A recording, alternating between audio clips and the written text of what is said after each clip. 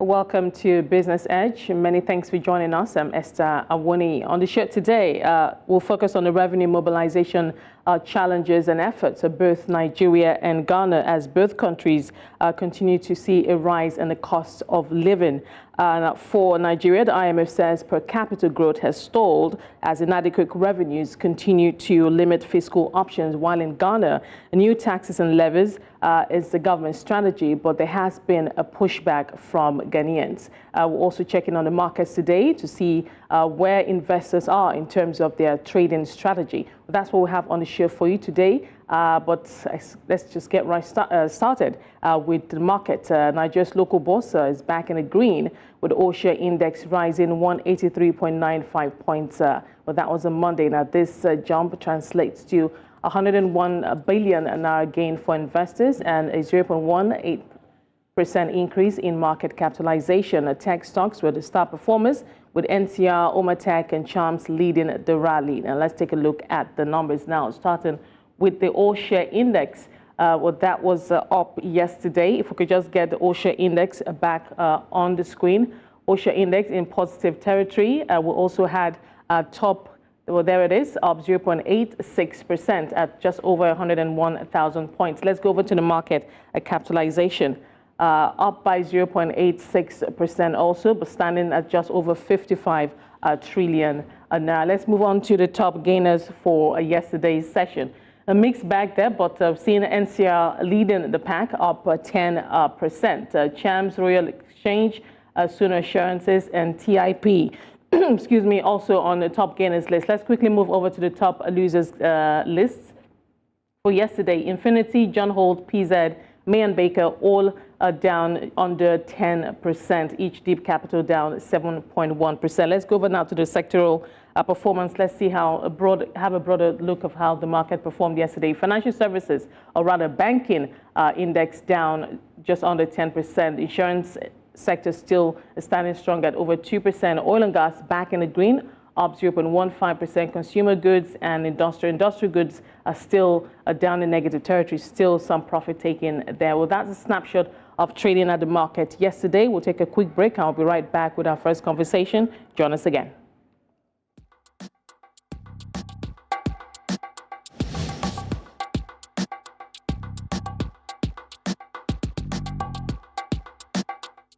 Welcome back. The International Monetary Fund says poverty, high food insecurity, and stalled per capita growth have worsened the ongoing cost of living crisis in Nigeria. The international lender said this in its latest executive board review of the Nigerian economy.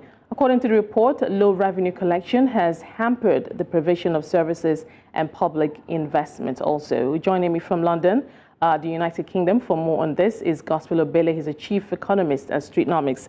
Thank you, Gospel, for joining us today. Let's get right to it. The International Monetary Fund, they're just highlighting some of Nigeria's key economic indicators: poverty, per capita growth, and also, very importantly, the revenues at the disposal of the fiscal authorities to making investments into public investments, if you will. We know that the cost of living crisis in the country continues to worsen. Daily we hear about rising costs in the cost of foods and services, etc. But what do you make of this latest assessment of the International Monetary Fund? Well, it's not news. I mean, in the sense that it's largely expected. This is not news to the average analyst who's been following the conversation closely, even an average Nigerian too.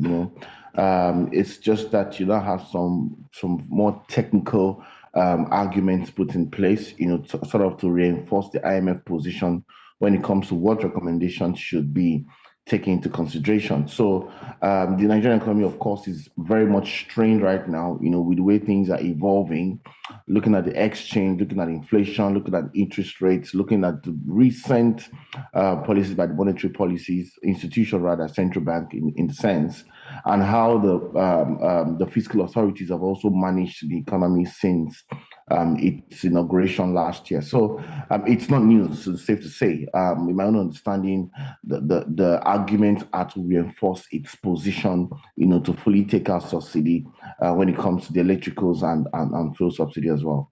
Let's take a deeper dive into some of the highlights of that report. Now, the IMF says that low reserves is limiting fiscal options in terms of, I suppose, how much the government has to spend on social activities, etc. I'd like you to also comment on this, especially since the removal of fuel subsidy that was supposed to free up a lot of cash for the government. We have seen the monthly disbursements from the Federal Accounts and Allocation Committee to both the federal government, state and local government. We know that has increased, but it doesn't look like it's having much of an impact. What are your thoughts on that?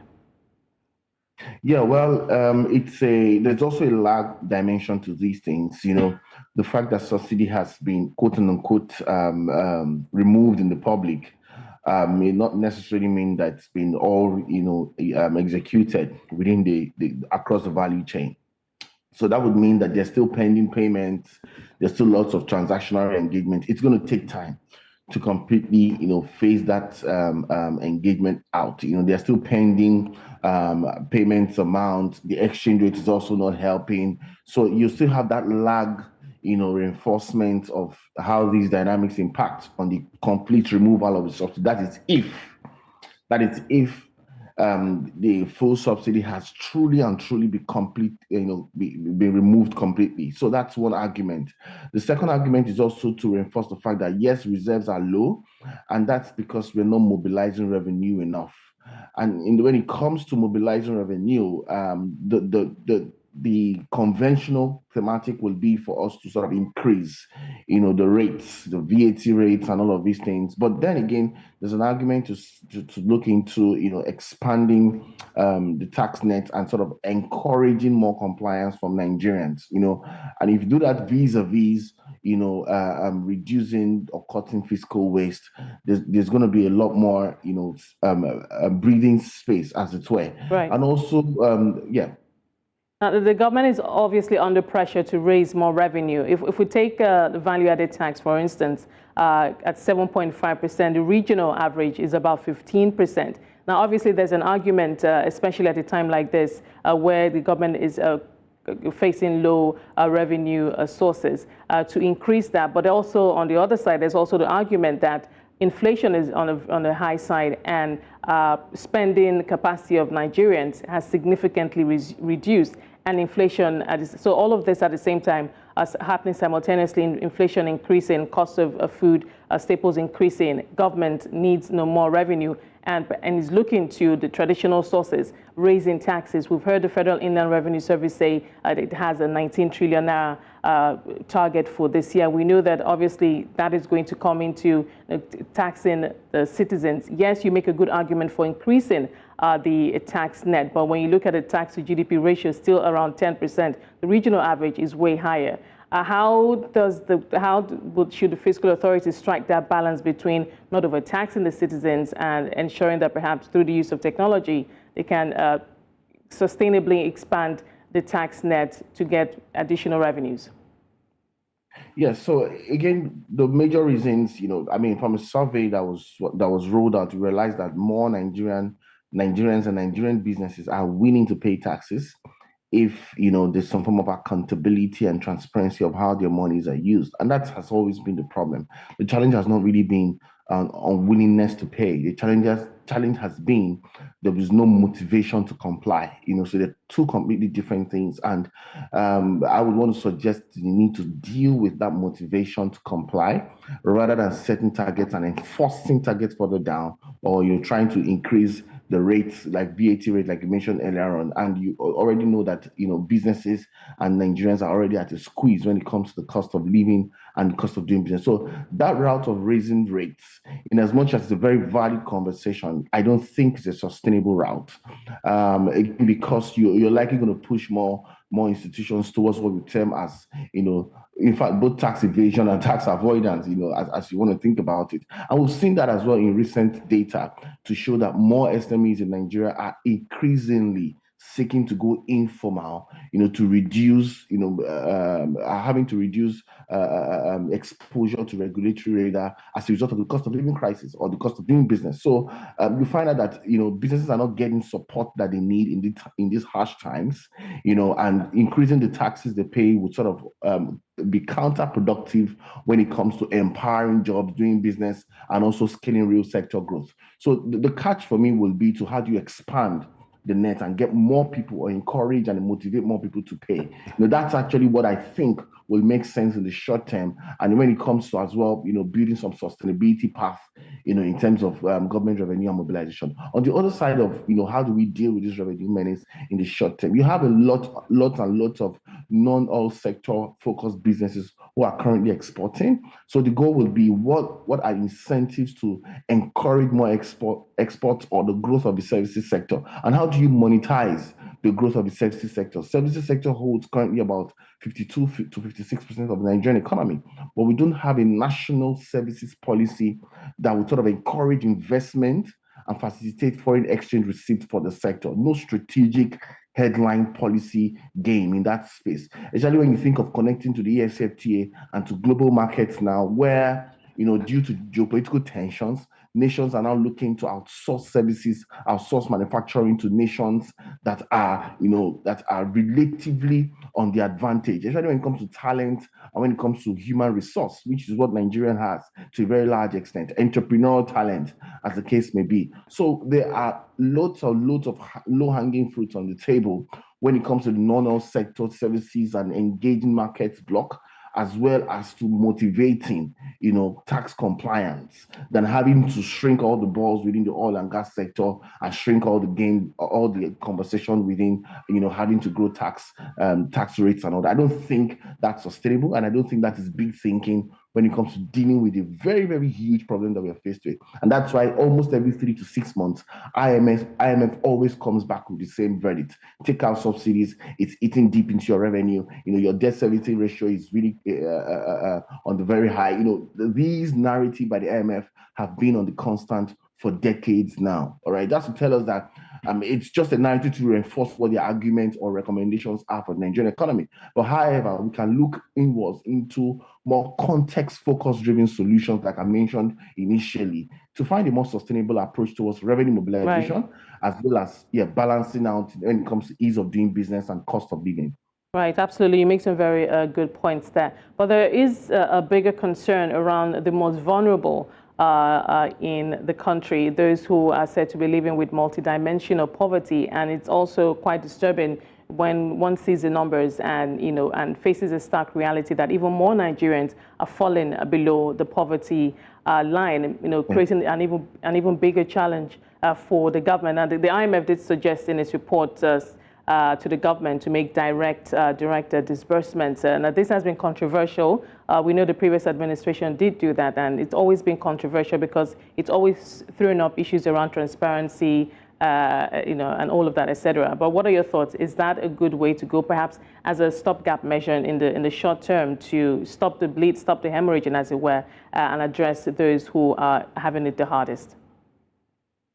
Well, it's safe to say a good way to go, but it's only at best necessary, but not sufficient. So reasons why we come back to this conversation, because the tactics are not sufficient. Tactics are necessary, but they are not sufficient. All right. So within the times we live in, we still have that ongoing constraint. Inflation and interest rate dynamics globally and even locally are eating deeply into the realities of the average Nigerian. So even if you give them monies, we're back to square one. So those monies and those relief packages or palliatives are necessary, to help and to cushion the short-term effect, but they are not sustainable even in the short term. All right. So the most sustainable route you want to think of is how you're balancing out across economic policies, monetary policies, to ensure that you can create more jobs, facilitate the growth of small businesses, all right, and all of that, and industrializing, in fact, industrializing to a very large extent, all right, and picking sectors, even if it's at least 2 to 3 sectors within Nigerian economy that I want to focus on for the next 1 to 2 years. We need to fully industrialize them so you can encourage more people who can, get into the mainstream productive employment space, and then they can earn money for themselves in a very sustainable way, whilst you're also dealing with the excesses of inflation, monetary policies, and the likes. So I do not think it's sufficient, or it's been sufficient in its approach, which are reasons why we keep coming back to this conversation, but it's necessary. Right. One question I keep hearing is, in having this economic reforms, which we all know obviously will take time to begin to impact the economy and make life better for Nigerians. But one question I keep hearing is there some kind of a timeline in terms of a timeline and targets? For instance, if you take an indicator like inflation in the U.S., between the U.S. Fed and fiscal authorities, they set a revenue, an inflation target in the last 2 years or so, and now they've been able to reach it, as well as an unemployment target. Same with the Bank of England, setting the inflation target in the last 2 years or so, or just over that, they were able to achieve it. So, one looks outside of the continent, or outside of Nigeria at least, and we see, other governments, being able to set timelines for when some reprieve will come and actually hitting those targets. Why are we having difficulty achieving that here, starting from inflation to other, revenue target, etc.? There is no timeline, and so that is part of what's exacerbating that, feeling of that perhaps we're not making any progress, even with some of the major reforms that have been taken. Well, first of all, I'll probably say we are not much of a planning ecosystem. That's it really has to be established. In climes where people set timelines and it happens on those timelines or on those dates, you see those targets, happening.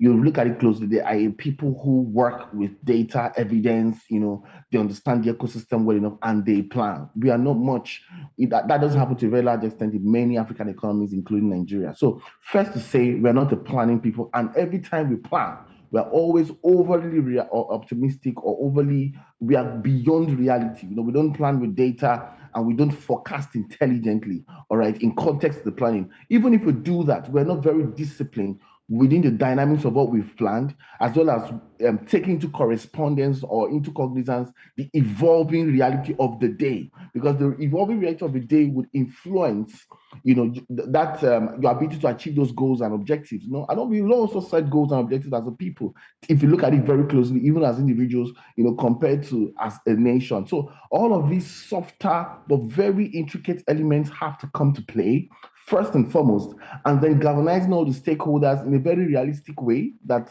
aligns across. Interests have to align very, very clearly, because part of the problem as well is where you have vested interest in key issues like exchange rates, management of the naira, and all that. When you empower those vested interests over the interest of the majority, then you cannot still achieve your plans and define timelines. All right. So it's a complex web, but we need to sort of grow up into that space so that we can really achieve what we need to achieve as a nation for the people. Yeah. Thank you so much, Gospel. I appreciate your perspective and, of course, time with us today on the show. Gospel Obele, Chief Economist at Streetnomics, looking at, of course, Nigeria's revenue mobilization efforts and challenges. So we'll take a quick break and we'll be right back with our international headlines. Join us again.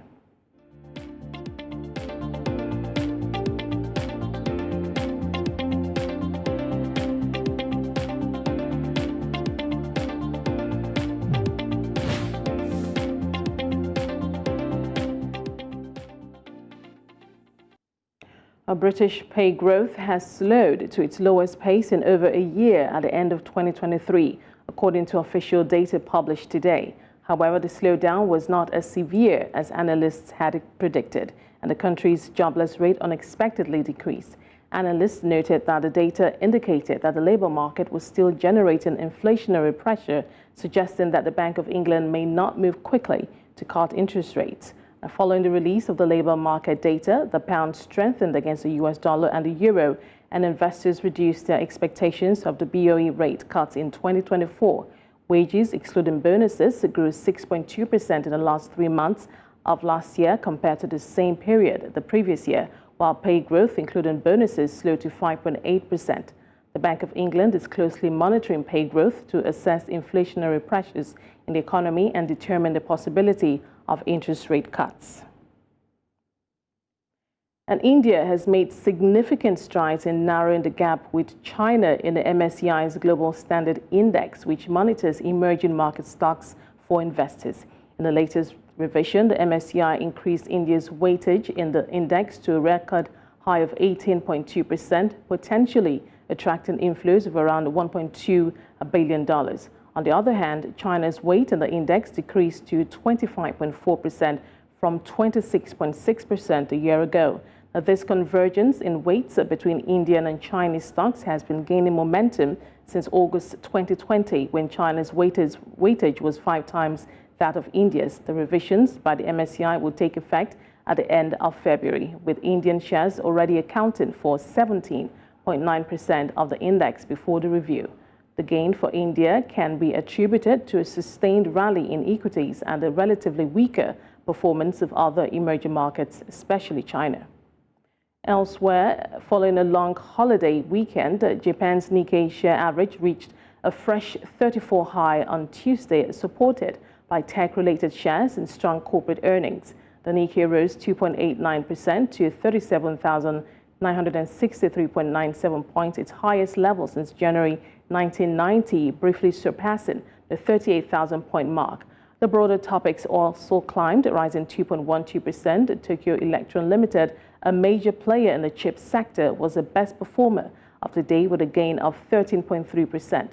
SoftBank Group Corporation rose 6.2% due to the rally in ARM Holdings shares. Other top gainers include Tokyo Marine Holdings and MS&AD Insurance Group Holdings.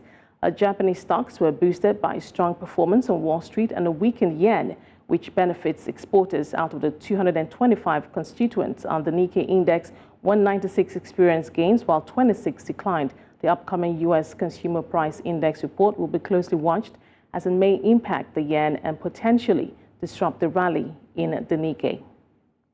Those are our top international headlines. We'll be right back with our next conversation. Join us again.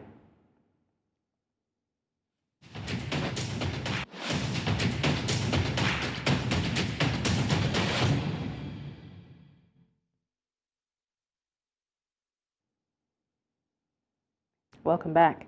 Ghana is under pressure from the International Monetary Fund to raise revenues as part of its commitment under an IMF-supported economic program which aims to restore macroeconomic stability and secure debt sustainability, among other things. The government has introduced a number of taxes and levies, including a recent levy on petrol and diesel-powered vehicles and a 15% tax on domestic electricity consumers, a move that was suspended following a public outcry. Analysts say asking Ghanaians to part with more money will worsen the cost of living crisis in the country. Well, joining me for this discussion is Paul Yaw Frimpong, development economist and executive director, Africa-China Center for Policy and Advisory. Thank you, Paul, for taking the time out to join us today. Thank you. Thank you for having me. Well, let's jump right in. Now, as I mentioned earlier, Ghana is under pressure. Not just Ghana, Nigeria and a couple of other African countries are all under pressure to raise revenues. Now, for Ghana, in the case of Ghana, we have seen the government try to implement a number of taxes, the latest being the carbon emissions tax, and also that's a 15% tax on electricity, domestic electricity consumers, which was pushed back and that was suspended. I'd just like you to just give us a broad sense of where the government is in terms of revenue mobilization and what the major challenges are. Yeah, thank you very much. I think you're right on. I mean, there are a number of on and off kind of fiscal policy from the governments since the last, let's say, give or take 12 months. I mean, when we had to even go to the International Monetary Fund, IMF, for bailouts. Obviously, one of the key challenge for the governments and for all governments, I mean, preceding governments have always been about the government's ability to mobilize enough revenue, which is always a challenge. And of course, for some of us, looking at the kind of economy that we have, we believe that the advocacy has always been that we should not only be so focused on, of course, it's good to increase the revenue base and all of that, but also look at the expenditure pattern as well, which is an angle that no government wants to talk about. So because we need more money because you are spending more and you do not have the means to finance the expenditure, and therefore you are forced to introduce some forms of taxes that almost always gets the public agitated. and almost always getting interest groups rising against such, taxes. Of course, for governments, as we know, taxes becomes the easiest way of trying to raise revenue, but then it can also hurt the entire economy and become a defeatist strategy if it's not implemented the right way and if the environment is not conducive for such taxes to be introduced. So if you look at what is happening in Ghana over the last 12 months, as mentioned earlier, there has been a lot of economic challenges for individuals. Businesses are struggling, individuals, households that find difficult to even survive. So if under these circumstances you still come up with some taxes that have no, meaningful, backed by any meaningful program as to how those monies are going to be used for and why we introduce those taxes, then it becomes a challenge. For example, this emission tax that the government is, bringing in, when you look at it, it really, really doesn't make sense to anyone that really tries to understand what the government is trying to do. The reason is that, yes, we've had conversation. It's a global, conversation about climate change and what we know the impact that it can have on economies and everything. You all understand. But really, when you look at the government of Ghana, there has not been any major conversation from the government of Ghana about climate change. What is the government's climate policy? What has they seen that they've not told the people of Ghana that they think warrants them introducing the emission tax? It doesn't really make sense. Yes, you are trying to hide behind this whole conversation about emissions and climate change and what is happening to really, really kind of get money from it. But really, you've not shown any credible track record in terms of what the government thinks about climate. What is Ghana's climate policy? What do we see happening? What are the changes that we are experiencing? Why do we think we need to raise this money to actually take care of those climate-related crises that we are anticipating? We've not had that conversation. So that kind of taxes really does not really stand the test of water. And you've seen again the electricity tariff now they want to reverse and all of that. So I believe that yes, there's been challenges, been a bit of crisis that Ghana has experienced. You have to go to the IMF, and remember we also in election year in 2024, in give or take November, December, we go to the polls. And election years right. In Ghana and in most countries in Africa really stretches governments in terms of their expenditure, because right. Especially when incumbents spent on retaining power. So I believe that these dynamics are what is actually going to be unfolding in this year. And I think the IMF, yes, you're on the IMF program, you're trying to meet certain targets to be able to ensure that you get in the fund that the IMF is giving so far. The government has been able to receive about $1.2 billion from the IMF, from the $3 billion right. IMF bill. The first tranche, second tranche has come in now. You need to meet other obligations to be able to. And of course, we all understand for these multilateral lending from especially British institutions, fiscal consolidation is a very key component of their condition. Absolutely. One of them is the fact that you're able to raise enough revenue. You have to show. Paul, I do beg your pardon. Apologies for butting in. I wanted to talk about wage growth in Ghana. I wanted you to give us a sense of where the country is in that conversation. For Nigeria, the government is having talks with the labor groups on a new minimum wage. Talk to us about what Ghana's experience is. Are there ongoing conversations on an increase in wages? Yeah, I mean, there hasn't been direct such conversations, of course. I mean, there's been, in recent time, there have been labor agitations in the country. In fact, just last week, the University Teachers Association had to call off their strike because there was an impending strike that they wanted to embark on, but they just called it off. It all relates to certain allowances that is due them, that they believe that it's about time the government honored its obligations. There are other labor groups that believe that it's about time because the cost of living, once the cost of living is actually increasing, then of course, there has to be an adjustment in terms of people's wages, because at the same, salary base, everything is being eroded by what we experienced in there. We got to a record high inflation a couple of months ago. Now, of course, it's stabilized still in double figures, which is still high compared to other countries in the region. We have the currency that has been battered, badly in recent times. It's still a bit stabilized, but still very high compared to the rate at which it actually depreciated over the period. So I believe that these are all dynamics that are actually right. kind of building up momentum, more like a clarion call. Now, Paul, now when one thinks about the revenue mobilization efforts of Ghana, just looking at all those taxes that have been introduced, one gets the sense that the government may be running out of avenues for tax collection outside of the traditional methods. Give us a sense of, and I know that, as you know, also the government is under pressure from the IMF to raise domestic revenues. Is this something that will continue? Ghanaians waking up to the announcement of new taxes. The carbon emissions taxes was a bit of a surprise, and so was the 15% on electricity consumption.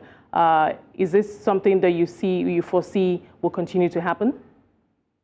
I think so. I think it's going to come up. I believe that the government will try to hide behind other means to introduce some form of taxes, here and there. In fact, there's been a huge debate in Ghana now, even recently. I'm sure maybe it has not even come across your desk yet, which is about the e-levy. I'm sure you all know about the one the government introduced e-levy about 2 years ago, the electronic levy tax, where any transaction you do digitally, you're being taxed. It was 1.5%. There was a huge outcry out there. The government went back to Parliament after a couple of months, and after not meeting the target, because what happened was that they assumed that due to the digital, the introduction of digital, services in the country, and the way mobile money especially has been entrenched in Ghana, it has become more like an inelastic demand. So they assume that people cannot do without a mobile money kind of transaction. So therefore, let's find a way to tax them. So they introduced 1.5%. In fact, they failed woefully. They got, in fact, the target that they set for themselves over the period, they were able to meet just about 10% of that target. What it means is that people found a way to avoid using those platforms, using the digital platform, the mobile money.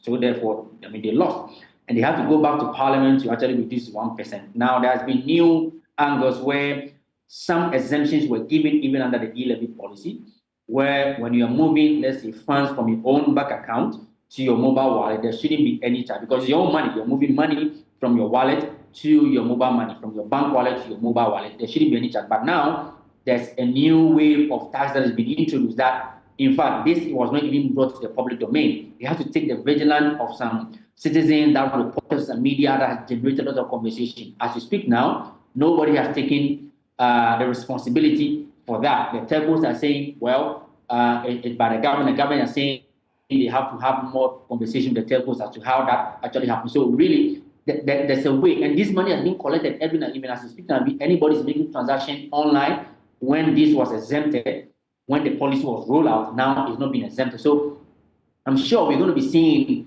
some of these, kind of backdoor kind of taxes, and some that will come in the limelight that is going to get the backlash and what have you in the coming months. Yeah. Right, Paul, I'm afraid we're out of time. We're going to have to leave it there. But thank you for talking to us, giving us a sense of Ghana's revenue mobilization efforts and, of course, what the challenges are. Thank you for talking to us today. That was Paul Yaw Frimpong, Development Economist and Executive Director at Africa-China Center for Policy and Advisory. That's our show for today. Many thanks for being a part of it. Remember, we're on social media. We're at News Central TV. For now, it's goodbye.